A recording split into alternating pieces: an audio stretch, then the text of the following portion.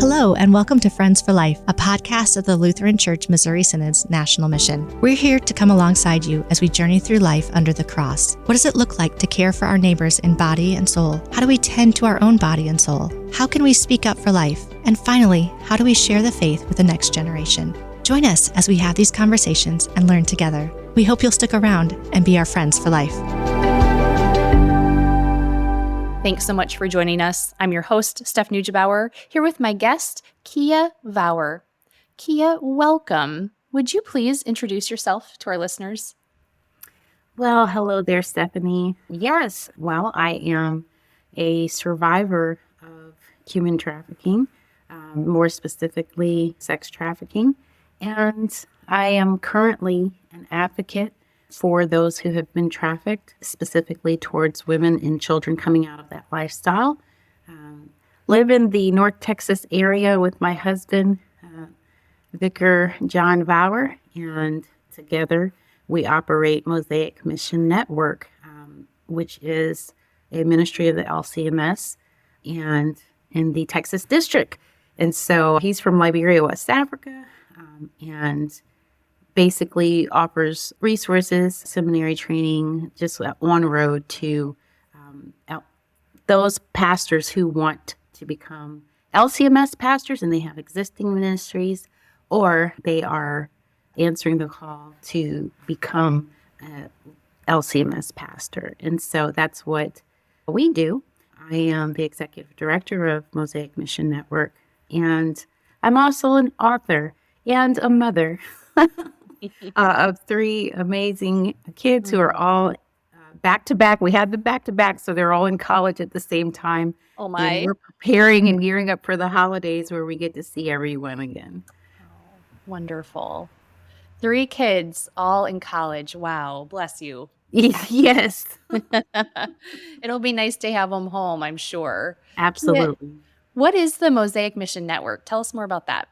Yes, so Mosaic Mission Network is pretty much an apostolic network of pastors within LCMS that are ethnic. It's an ethnic church plant, more precisely. My husband being from Liberia, West Africa, that's the community in which he feels called to, and that's the community in which he basically recruits either existing pastors who have the desire to be pastors within LCMS, or they are answering a call, and he helps to get the resources to their ministries and to themselves so that they can attend seminary and go through that pathway so that they can plant ethnic churches within LCMS.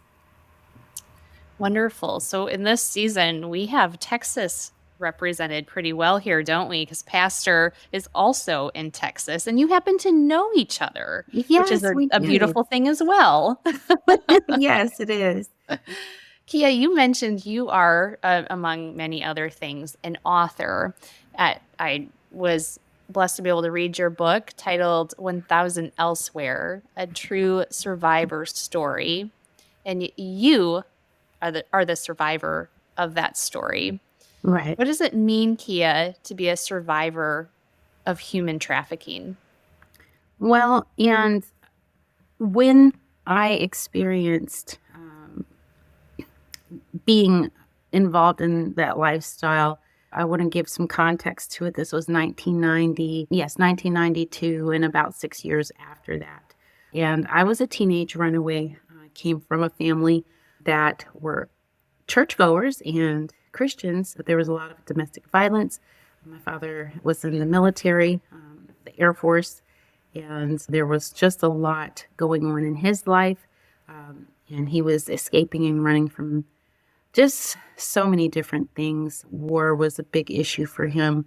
We know now the mental health challenges were very present, and he had a very tangled and checkered time growing up in the south side of Chicago. And so you add the war to that, and there was also an abuse of substances to that, and then there you have our story. And so the home was filled with domestic violence, although we did not often miss church. and that ultimately led to a very difficult and scary time in my life when around the age of 6, my father was going through withdrawal. I did not understand withdrawal, but he was going through withdrawal and basically threatened my life. And in that, I had, for many years prior, thought about the idea of running away. I had a lot of suicidal ideation, even homicidal ideation, to be quite frank, because of the level of abuse that we experienced, especially my mother. And so running away had been something on my heart and mind for a long time. And when my life was threatened, I felt like I could not safely live in that space. And so I left. And that's where it kind of all went downhill from there. Of course, in the early 90s, they did not have the terminology sex trafficking or human trafficking.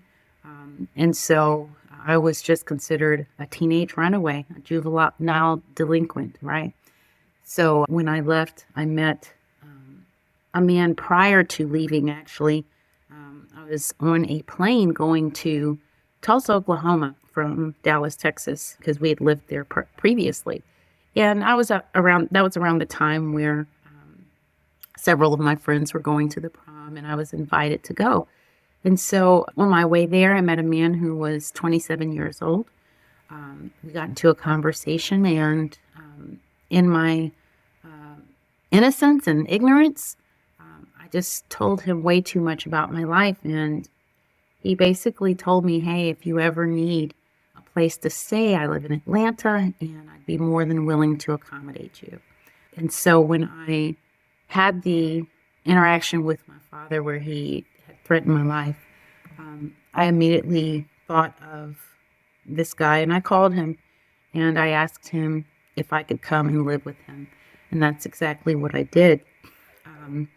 That was short-lived, and I met another man, and that man ended up being the gateway to the sex trafficking that I experienced, because he worked for a producer, a music producer, who was a Hall of Fame music producer, and he invited me to live with 2 recording groups that he was producing.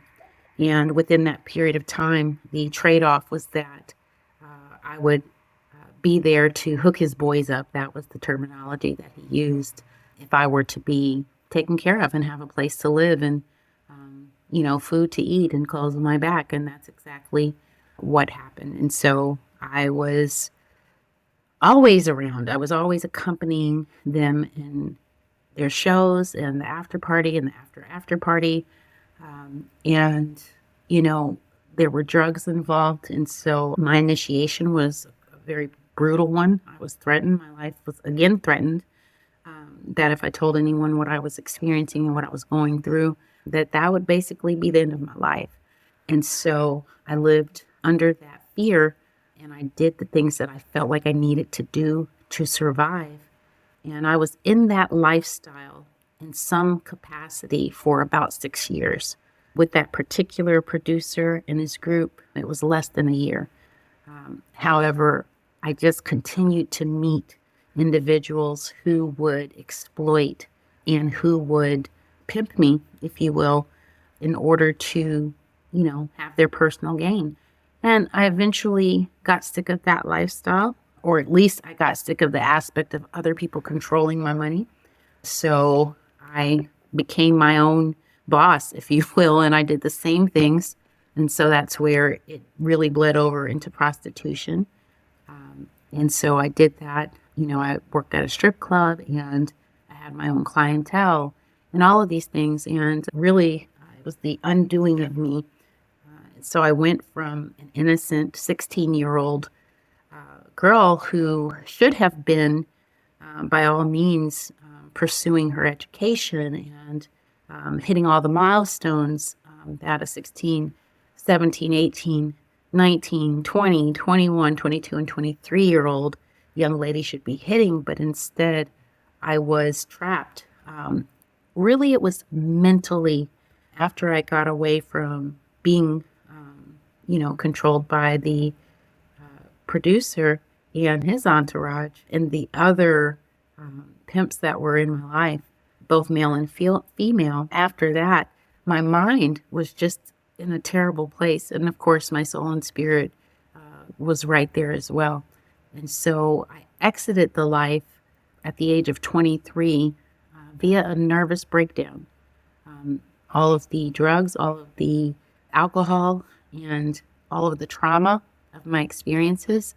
And this is not to say that every single encounter was horrible. Yes, it started off very horrible, and I suffered a lot through that.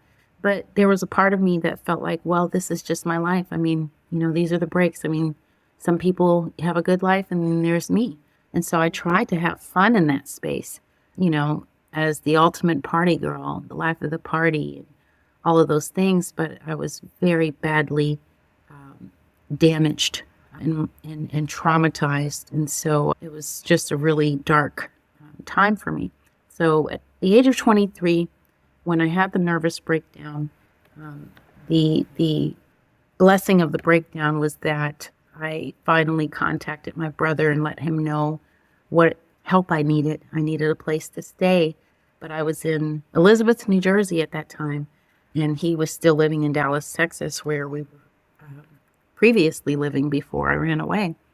And so he and his wife, they came to get me away from the Elizabeth Emergency Care Unit, where I was basically, they were waiting for me to be transitioned to a state hospital there in New Jersey, because that's how far my mind had degraded. My mental state was in a really poor place.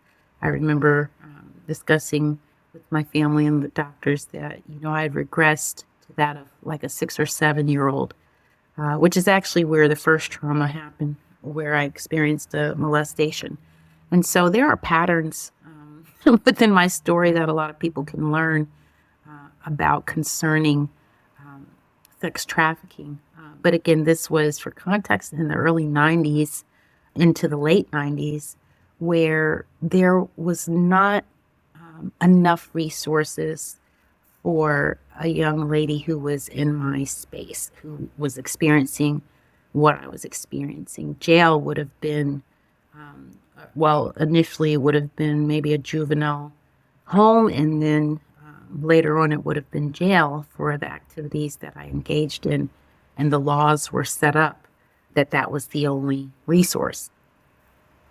I have a lot of questions, and hopefully this will help not only me, but also our listeners too, to understand, and then therefore to be more equipped to address this issue as a church body as well.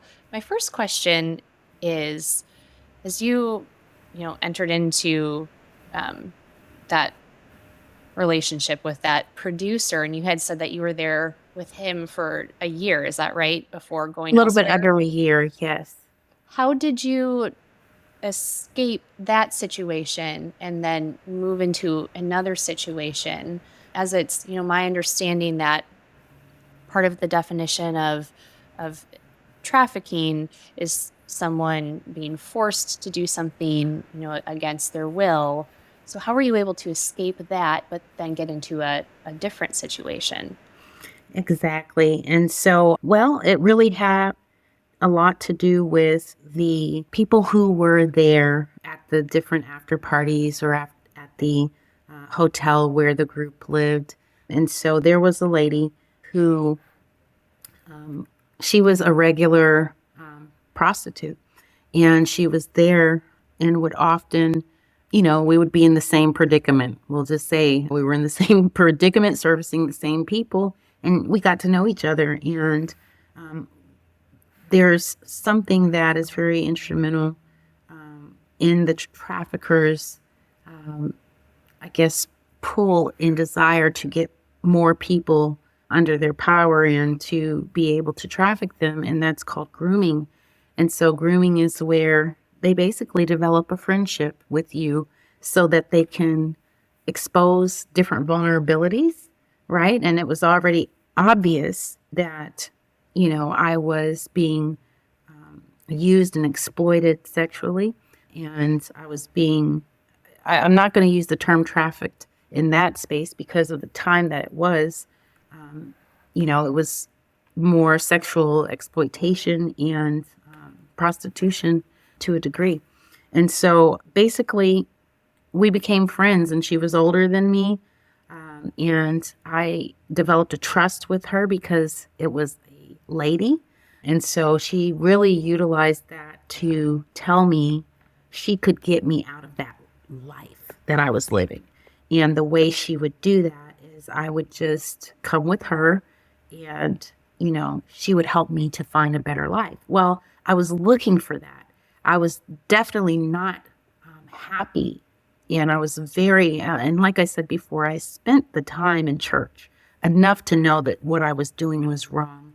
And so in moments of sobriety, these were the thoughts that plagued me. And so when she saw me, she was always smiling and always kind and, would share her food, or she would get things for me, letting me know she was thinking about my condition, right? And so she used that to lure me out of living with them. She said, no way in the world, a woman as beautiful as you, or a young lady as beautiful as you, should be, passed around with all these guys.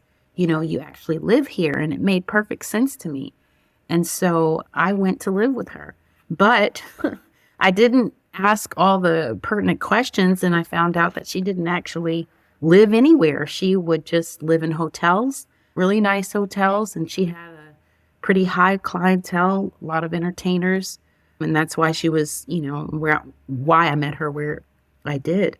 And so I quickly realized that, hey, she is actually doing the same thing that they're doing to me. It's just us, as opposed to, me living with, 9 or 10 guys.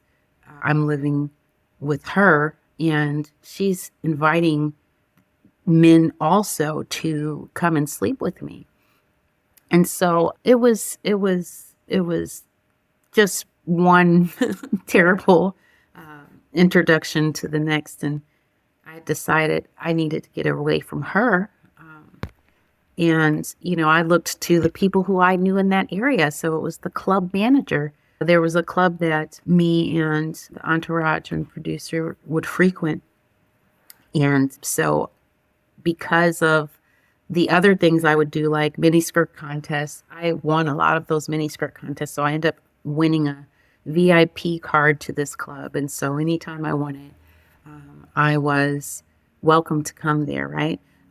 Who was checking ID? You came in with a super producer. They're not checking your ID. You're a part of the entourage. You get in. And so they knew me, and nobody asked how old I was. And I put on some makeup and, threw on a wig and dressed like a club goer. And that was the end of that. And so it was the manager to that club who introduced me to another lady, because he didn't like the lady that was pimping me personally for whatever reason. So he introduced me to someone else. And it was another woman, and she would do the same thing, except for I lived in her home. And so I remember the encounter with her, and she was like, you really remind me of me when I was young. And so groomers and traffickers who are using the tactic of grooming, how they lure their victims is by relating to them, becoming friends with them, or somehow showing them affection and care. And, they're really good at understanding psychology of an individual who is desperate. And they speak to that, they pander to that. And it's always in some form of fashion with, gifts, because she would take me to eat. She would make sure I had the things that I needed, which was a place to live. And I lived with her. She had a son and an aunt, an elderly aunt who was disabled that she took care of. So it really felt like family, Stephanie. It felt like I was with family. But each and every time I was lured away, there was some piece of this interaction that seem to solve a problem in my life. And so that's how they exploit you. And so I know you mentioned, how does this happen? No gun is being put to an individual's head, so how does this happen? Well, in some cases that is the case, but I really want us to look at the definition a little bit deeper, because the human trafficking is the force by the use of force, fraud, or coercion. Okay, and so that's how you can be lured. And so the use of force can be, you are beat up or drugged or dragged or kidnapped. Okay, we've seen that in the movies a lot, but that is not the highest percentage of cases that we will see.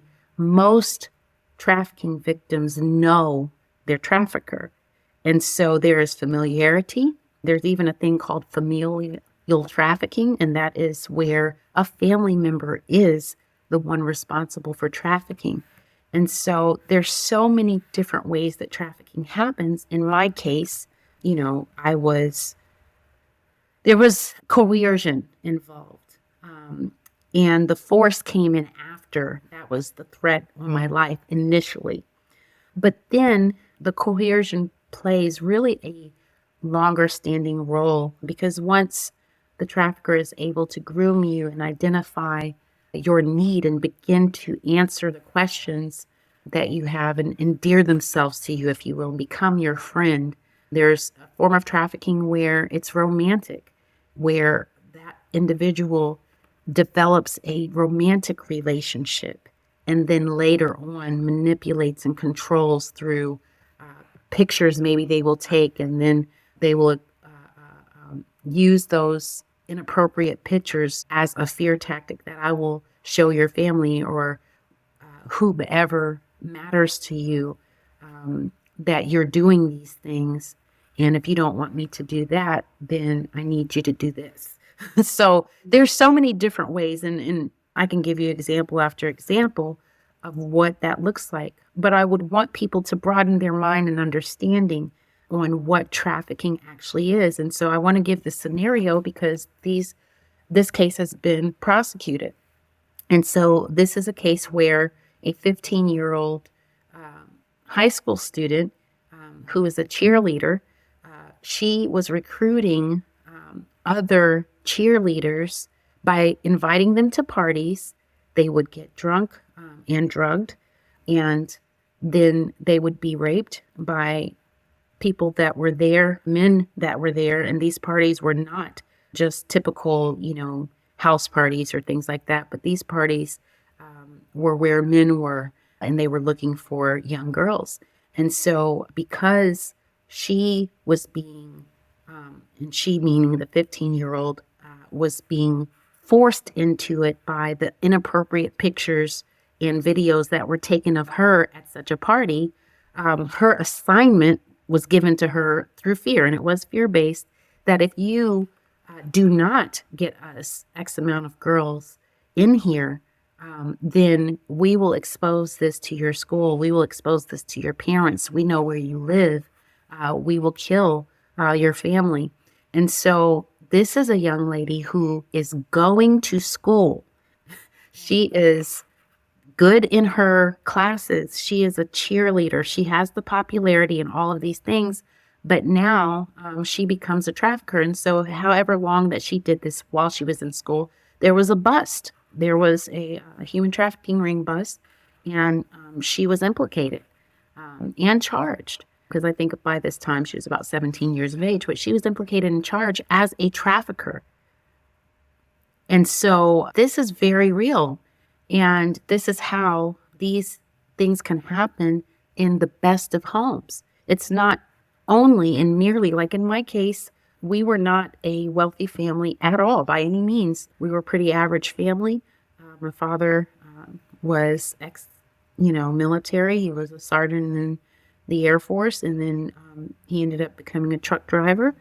My mom, she owned a business where she was interior designer.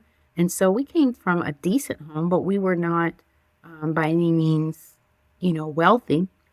And so the vulnerability in my story is the terrible relationship that I had with my dad and the violence that was taking place there, if you will. And so that led me to run away at a time where, they did not have the programs, and human trafficking was not a term.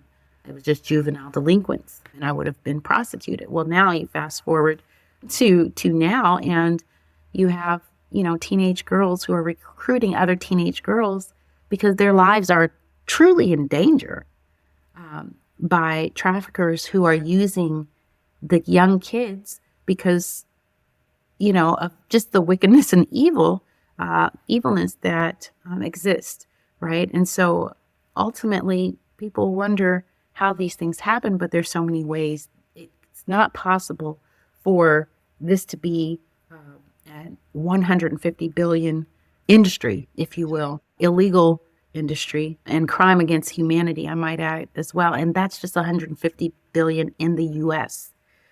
However, this is a global issue. And so we have to rethink who we believe could fall prey to human trafficking, because it's a pervasive and multifaceted evil. So this is affecting people of many different ages as far as the victims are concerned, but people of all ages have been on one side of this as maybe a buyer, a consumer. If you're consuming porn, this is a gateway because many of these victims are videotaped in the porn industry. Many of them, a great number of them, are underage because it's appealing to look at someone younger in this twisted and perverted mind of individuals who participate. And it's against their will. Many times they are drugged into these situations. And so we really need to understand the use of the internet, okay? And also that multiple or the two genders, male and female, are involved. This is not just girls. This is also young boys. This is also college-age boys. This is even men. And so we have to understand what human trafficking is. And there's a lot of information out there, but there's a lot of myths. And so under the umbrella of human trafficking, 70%, roughly 70% of human trafficking victims who are forced into labor.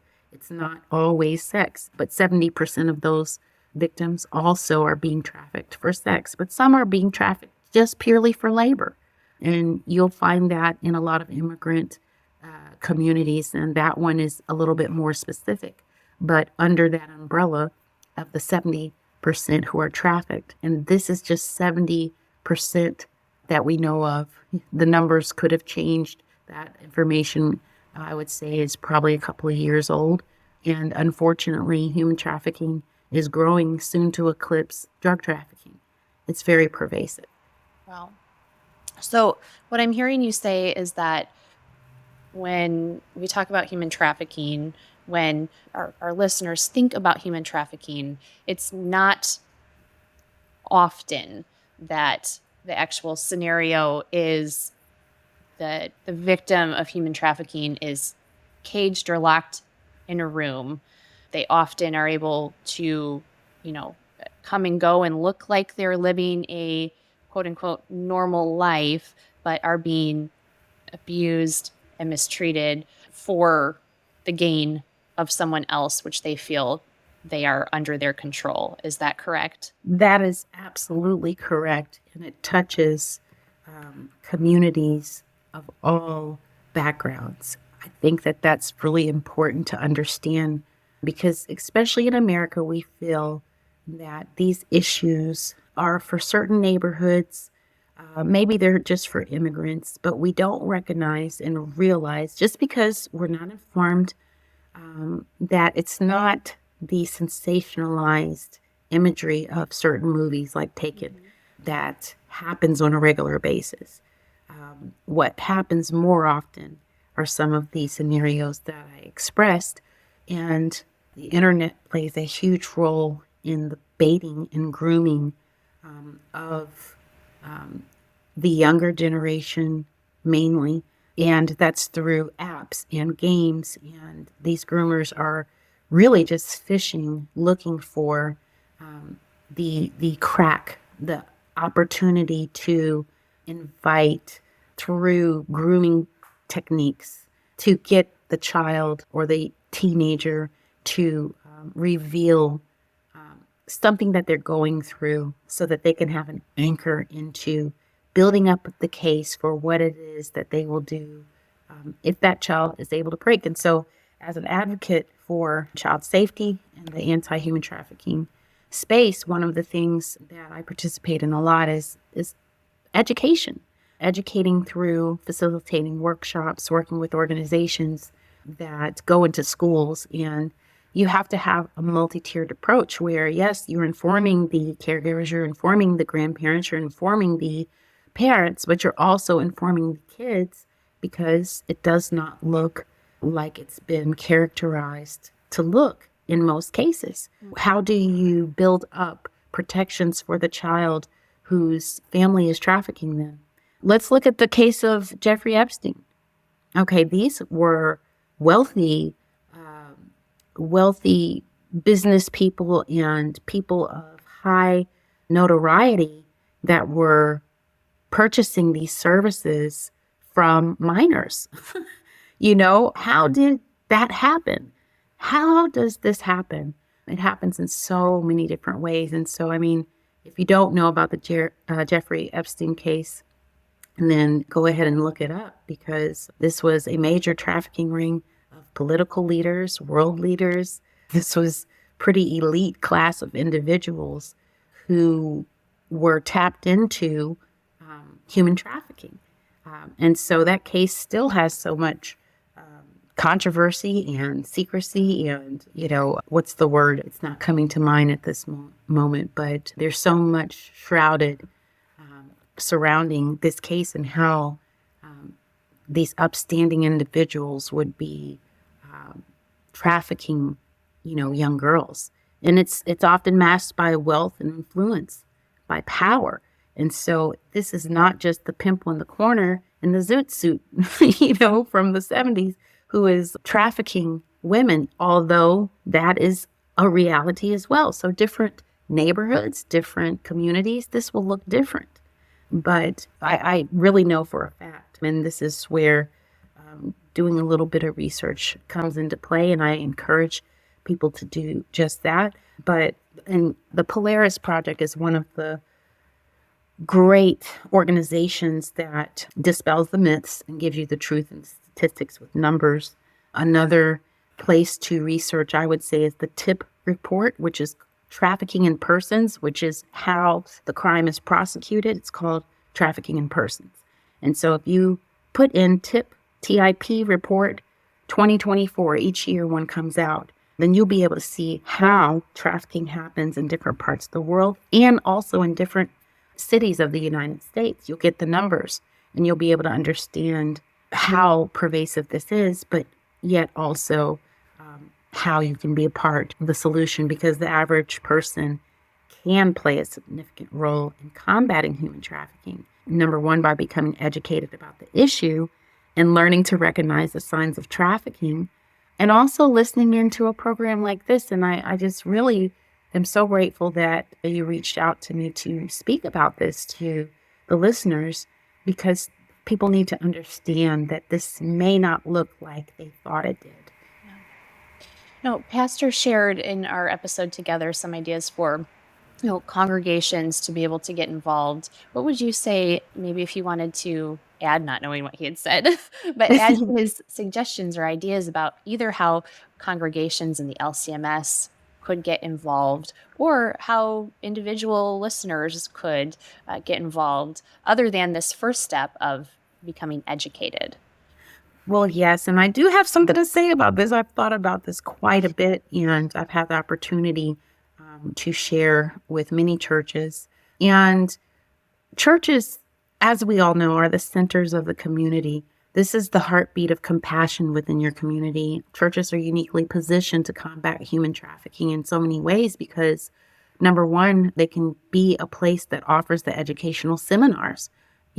Consider inviting those who are in your area who already go around and spread awareness and raise awareness. And you would find that through, a quick Google search of anti-human trafficking organizations within your city and within your area. And even if you're in a rural place, the next major city, trust me, there's going to be so many different options of who can come and speak and raise this awareness. And so be the place where this can take place. And so that's a way, but also to partner with these local organizations. And so many churches already have counseling services and things that can be leveraged to become a resource for the survivor. And if you're a church that doesn't maybe have these different things, just that partnership alone, trust me, these anti-human trafficking organizations, many of them by and large actually stem from churches who have this as an outreach and a ministry where they've created nonprofits specifically to address these concerns. So many are already Christian.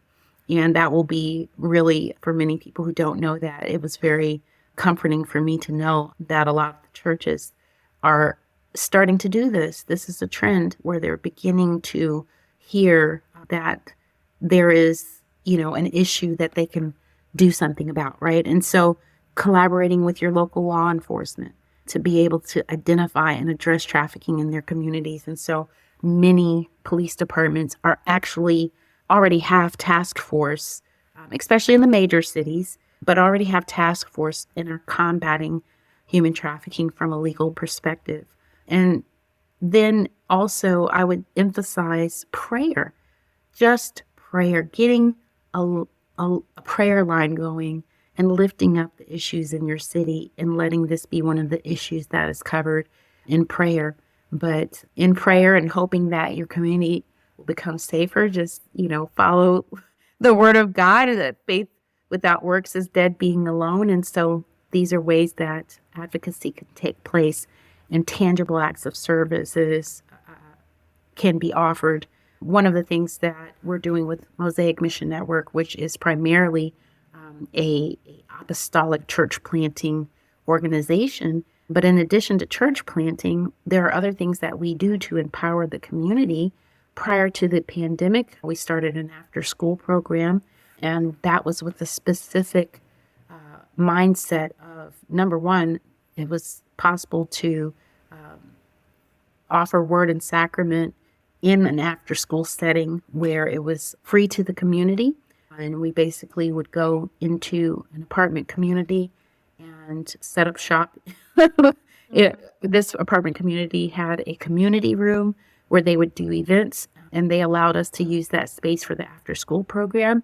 And I was able to talk about safety and get understanding from the kids who already knew the people within their community to stay away from because they felt weird, because every time they went to the playground, this person would show up and just without a child and just would look at them and stare at them and try to talk to them. And so we were able to bring awareness to the effects of human trafficking in a very tangible way.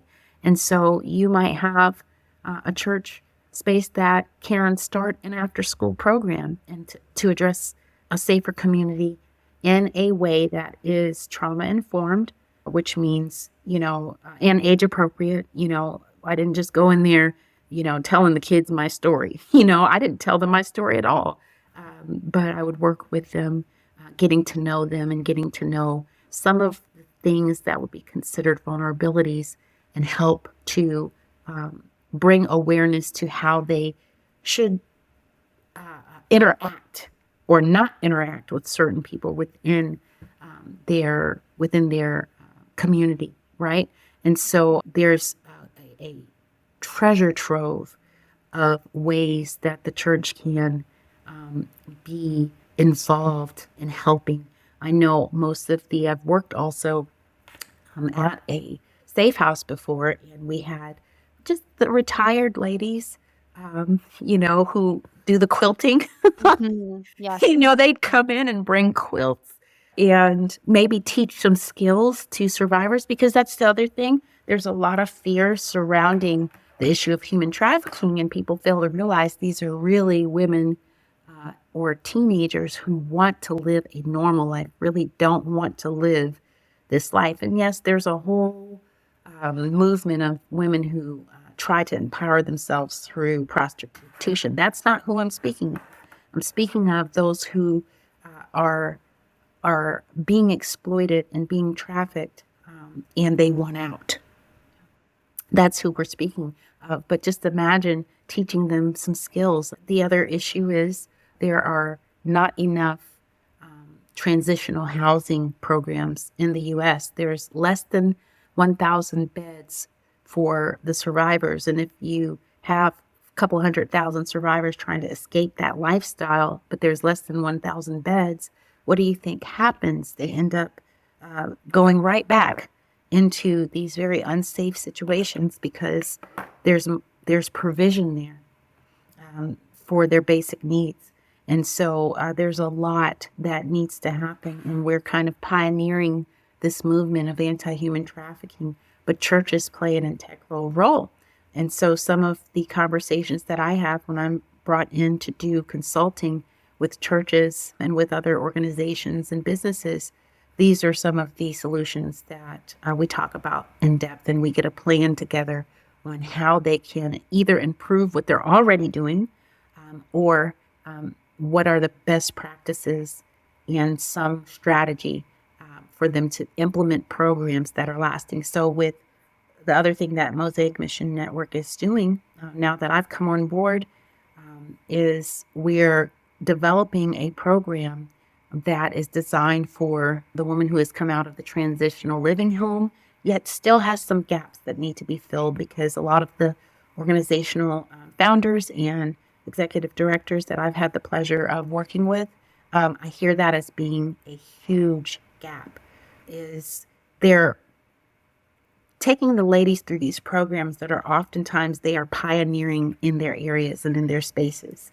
You're talking about over the last 10 to 15 years that you started hearing about human trafficking. And now I would say within the last 5 to 6 years, it's been, because of all of these very prominent high profile cases, it's been pushed to the forefront. And now, everyone wants to know about human trafficking, and we've got movies coming out and different things like that, which is good in some way, because at least it's fostering a conversation with the community. But yes, there are things that the church and pastors can do that will be an answer and a resource to this community. And what you'll find when you get to meet the survivors is they are altogether precious. And that does not mean they're easy to work with. I'm telling you right now, when I came out of that lifestyle, I had been hardened. I was extremely distrustful of all leadership. It didn't matter whether it was male or female, because I was trafficked by a male and females. And so I was very hard to deal with, detoxing from drugs and things of that nature. And so, but when you get under that and you have that moment where you break through to that person, who they are and their hopes and desires, you realize that the church is the answer. I don't know how I would have and how my story would have turned out had it not been for in 1997 when I had the nervous breakdown and I moved back to Texas in my brother's home, and he took me back to church. And I developed a relationship with Jesus. It made all the difference. The Holy Spirit was able to go in and heal the areas that counseling couldn't address. The Holy Spirit was able to heal my perceptions and restore over the years my trust. And so that's why, in 2002, I was able to get married. I have a family, and if you look at my life, it would be considered successful from the standpoint of I never returned to trafficking. I would say that has everything to do with my relationship with Christ, and what he did for me in being my ultimate rescuer, the one who ultimately redeemed me. And so I feel so passionate that this is also the mission of the church. It's in line with Scripture. When you go into Isaiah 1, it is in line with Scripture. God is really concerned about the exploited. He's concerned about those who cannot help themselves. Even when I wrote the book, which took me about 20 years to get the courage to do, because I'm like, who in the world wants to hear my dirty laundry? And I was really fearful still, even that, maybe, because technology became what it was and it's easy to find people. I struggled with thinking, maybe someone from that entourage would come for me. I struggled with so much fear. But finally, in writing that book, it's titled 1,000 Elsewhere because Psalms 84:10. I'd rather be a doorkeeper in the house of the Lord than to dwell in the tents of the wicked. Better is one day in your courts than 1,000 elsewhere.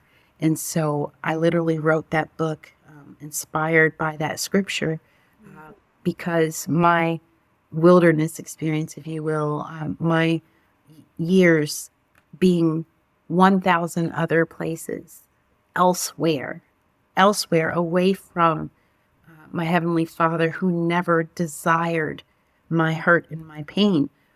And so it's my mission to advocate for women who were like me, for children who experienced what I experienced, and to use my story to glorify God.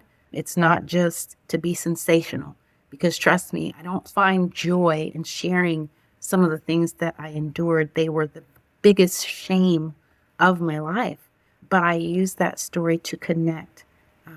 And this is me giving that effort to do that. But allies are needed in this space. Those who have, training in areas of counseling are needed in this space. We need lawyers and law enforcement in this space. We need the average stay-at-home mom in this space. We need people like your listeners in this space, because it's truly going to take all of our efforts joining shoulder to shoulder, linked arm in arm, to combat the heinous crime against humanity called human trafficking.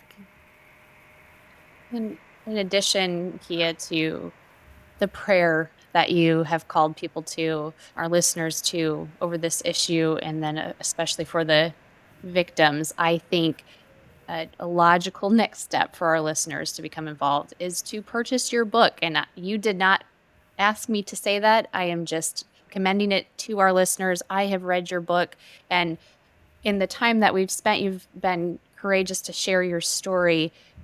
But it is worth buying your book to read your entire story that you're willing to share with your readers. And then, of course, the suggestions that you offered for congregations and next steps to get involved too. Would you share where we can find your book and, again, the title? Absolutely. The title is 1,000 Elsewhere, A True Survivor Story, and one is spelled out, O-N-E. And my story in my book is available on Amazon to make it simple for everyone. So you just type in the search bar of Amazon, 1,000 Elsewhere, and you put Keeya Vawar, Keeya Vawar, and you will definitely have that in your cart in no time. And so, yes, indeed. As we wrap up, is there anything else you want to share with our listeners? And this is I'll edit this. You don't have to feel you need to, but I don't want to end without giving you the opportunity to do so. If there was something I did not touch on that you wanted to share. Right. Well, one thing that I want to share, because, I spoke in some very general terms, but there's some things that I would like to share in reference to not only the tactics of traffickers, but some of the tools that they're using. And I also want people to understand that children are very savvy, And it just is what it is. Even the sweetest child will go to school and their friends will tell them ways around the hacks that are around, their parents, looking at everything that they're doing. And so they'll create these accounts, and you just really need to be kind of tapped into what your child is doing. Pay close attention as much as possible. And I know that there are parents who are doing that, but many times, children are just in these spaces. So Facebook, for sure, Instagram, Snapchat, but a lot of the gaming platforms are where any platform that has disappearing messages, WhatsApp, TikTok, Discord is a big space, Roblox, Fortnite, Kick, Telegram. And at this point, that's only about 10 of them. There's so many different apps and platforms. I personally ran across an app where they were posing as a solution for parents, and they were asking for pertinent information, yet none of the links worked. However, those who are very savvy with technology, like there are actually the technology industry, many companies who are in that space are actually partnering with organizations and law enforcement to give tips on how to understand if an app is legitimate. But you have to be careful. The QR codes that your kids are trying to get points or something within the game, they're trying to go to another level. So sometimes there are false codes that are in the ads that are close to the space that they're playing their game in, and they will send them links and get information, and there's all kind of spyware. And so to be more conscientious in understanding how the internet is used to groom children and young people. And that's a word for those who have children who are at home. But kids on the college campus are even more vulnerable, I would say, because they're away from home. And a lot of the departures from what they were taught and brought up with are tested in this space, in this age of experimentation.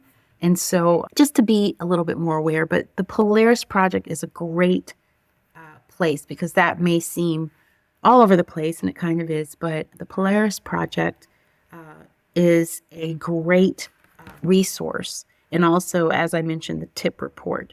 But you can pretty much, and the tip report is actually provided by the U.S. Department of State. And so that's actually the www.state.gov, and you will find the tip report. It also gives a lot of information concerning ways that you can